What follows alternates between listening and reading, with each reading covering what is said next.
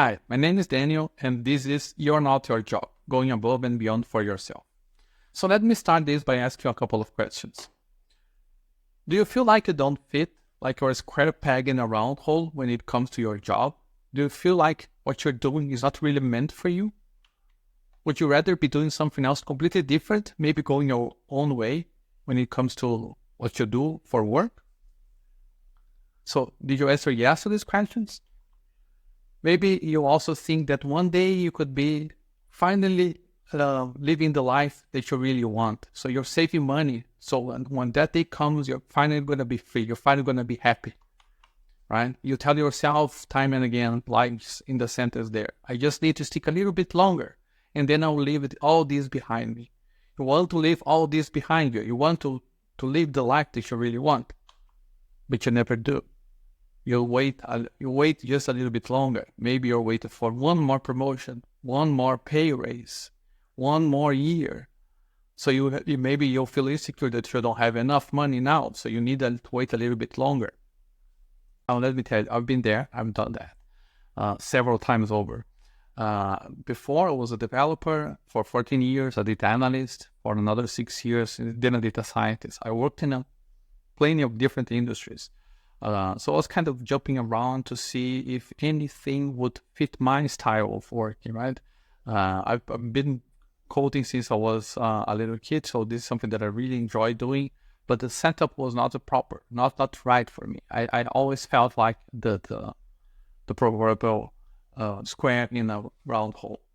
So now I'm freelancing, I'm writing, I'm teaching, I'm working for myself on my own terms. And I mean, this is very liberating. This is very interesting.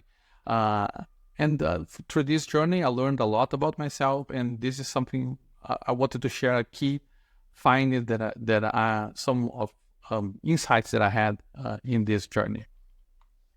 So basically, it boils down to one question. What are we afraid of? And we are afraid of the unknown, right? We are afraid of uncertainty. They say that people don't like change, but actually, I myself, I would say that I don't like change, but deep down, I think that what you really don't like is the unknown. And there are two types of unknowns. This is something that was kind of people make fun of. The former Secretary of Defense, Donald Rumsfeld, he said there were known unknowns, and these are the ones that you can objectively prepare for.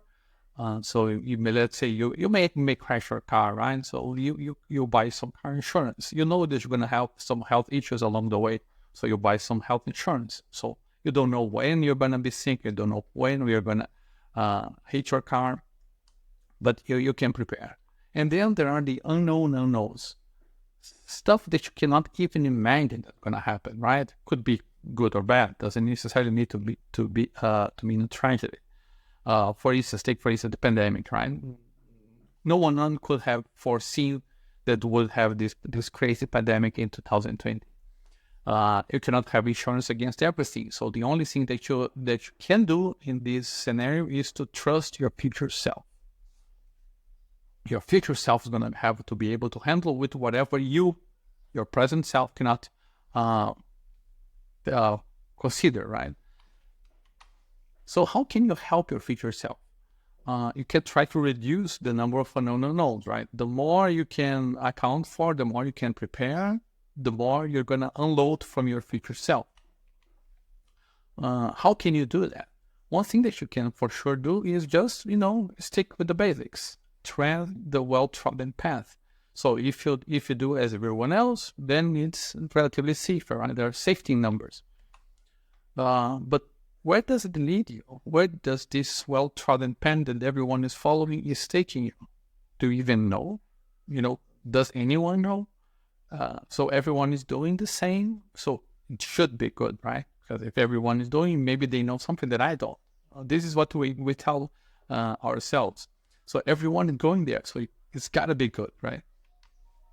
But actually, we are not so much afraid of the unknown, but what we're truly afraid of is failure, right? We are afraid of failing to, of course, failing to succeed, failing to be a successful professional, failure to provide for your family, failing to provide for yourself even.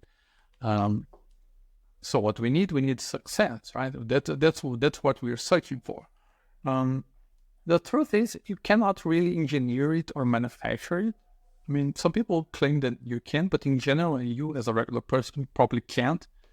And I would go on a limb here and say that you can only be successful if you are lucky enough. And now people are gonna be mad at this because, like, they say, "Oh, come on, I can work a lot and finally make it, right? I don't need to be lucky." Oh, I agree. So yeah, don't don't throw sticks and stones at me. The idea is that yes, you have to be lucky, but not the blind kind of luck. When I mean lucky, I mean luck in the sense that Seneca said. Luck is what happens when preparation meets opportunity. So there are two key words here, right? Preparation and opportunity. What is an opportunity? An opportunity is actually an unknown, and this is what I said. It was not necessarily bad, right? Something that you don't know that can happen can be a good thing that happens to you and falls out of the sky. You never saw it coming, and then all of a sudden, okay, cool, maybe you can work with that. Of course, then since it's a known unknown, you can't truly prepare for it, because how can you possibly know what you need to be, what you need to know, or what you need to master to handle something that you don't know that's coming at you? You cannot prepare for everything, right? But you can for surely prepare for some of those. And this you need to explore your inner strengths, your skill set, stuff that you like to do, and then you can prepare for some, right? Not only one, because that would be risky, but if you can broaden your scope a little bit, because at the end of the day, the more shots you take, the better chances you have at succeeding, right? Don't go all in one single project, because if it fails, it's going to be a big failure, and it's really hard to recover from that. So you can, if you can bet small, you're going to fail small, and then you can move on to the next topic. So I'm not claiming that I have a formula for success that you can follow and surely achieve it, but this is what I call the percent equation. It has 5 factors. You see they are distributed in 2 groups, P and R, and C and T. P stands for preparation, R for resilience, C for circumstances, N for network, and T for timing. So let's take a quick look at each one of those. So preparation, basically, this means your skills and experience, right? So you know what you know what you have trained for. So this is your wheelhouse. Resilience is your ability to overcome setbacks. So if you fail, and then you have to dust yourself off, pick yourself up, and then move on to the next task, right? The next thing. And this is important to fail small, to bet small, because it's much easier to recover from a small failure than from a big one. Circumstances are external factors, right? So you can think of this as like economic conditions. If you're in a recession, it's going to be harder. It's not your fault. This is harder for everyone. If you're like in a growth scenario, then it's much easier for everyone. You can't do much about that. So then you have networking. These are the relationships you have access to. Again, here you have some degree of control of it, but not much, right? Because it's also tied to geography, basically where you are, and which colleges you went to. Of course, you can try to improve this, but this is not necessarily completely under your control. And then there is timing, which is like being at the right place and the right time. And of course, this is by definition not something that you can control. So this is the percent equation in a nutshell.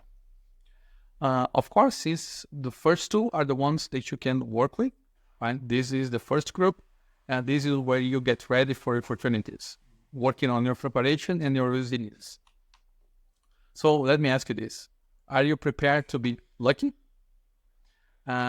This is just a really short overview of a couple of chapters from my book, You're Not Your Job. So there is much more to it. You see there are 16 chapters. We checked the unknown and success chapters here. If you want to learn more about it, you can check the website and join the waitlist. It's going to be released soon. And thank you very much.